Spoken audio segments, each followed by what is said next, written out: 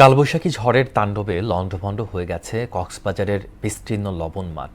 হাজার হাজার একর লবণ মাঠ তলিয়ে গেছে পানিতে।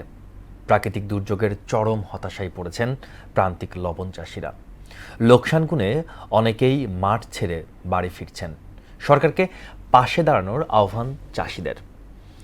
আমানুল হকের বাবুলের প্রতিবেদন, জানাচ্ছেন মাহমুদা আক্তার।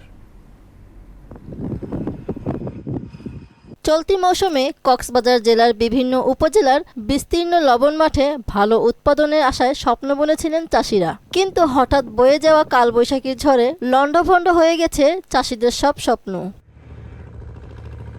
হাজার হাজার একর লবণ মাঠ তলিয়ে গেছে পানিতে। মুহূর্তেই গলে গেছে সাদা সোনাখ্যাত লবণ। লবণ চাষিরা জানান, প্রাকৃতিক দুর্যোগে মারাত্মক ক্ষতির মুখে পড়েছেন তারা। ঝড়ের কারণে আমাদের লবণের মাঠ ডুবিয়ে ফেলতে হচ্ছে। কালবৈশাখীর কারণে আমাদের বাসা ভেঙে গেছে, এরপরে লবণের মাঠে পানি ঢুকছে।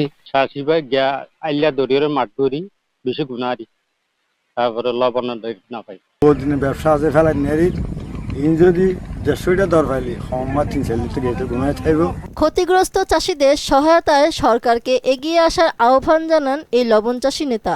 এই ঘূর্ণিঝড়ের কারণে পলিথিন চলে গেছে, মাঠের লবণ চলে গেছে এবং অন্যান্য ক্ষতিগ্রস্ত হয়েছে, কিন্তু কোনো প্রণোদনা সরকার থেকে এ পর্যন্ত আমরা পাই নাই।